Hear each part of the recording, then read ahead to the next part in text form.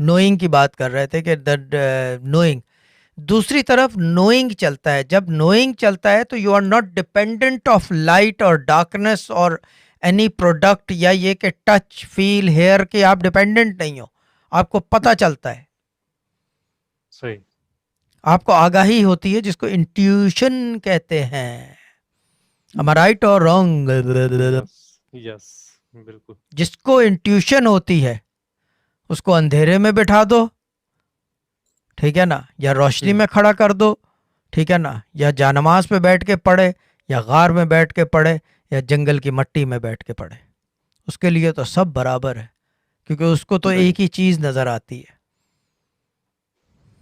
उसको एक ही चीज नजर आती है। क्या नजर आती है? क्या?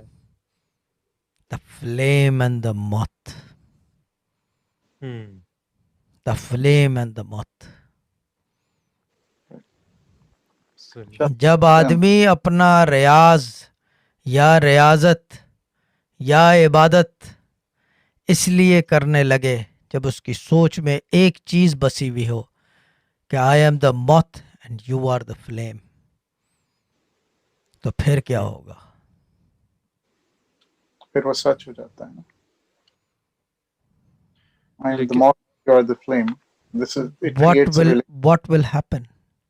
पहले तो मौत है अगर तो जल जाएगा शायद ना। He will burn, hmm. क्योंकि उसका बिलीफ ये है कि I am the moth and you जी। Are the flame. Hmm, I am the moth and you are the hmm. Flame.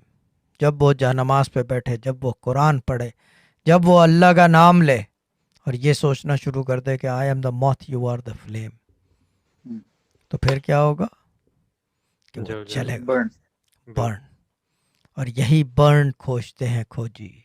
These are the seekers, these are the people who seek, they are known as the seekers.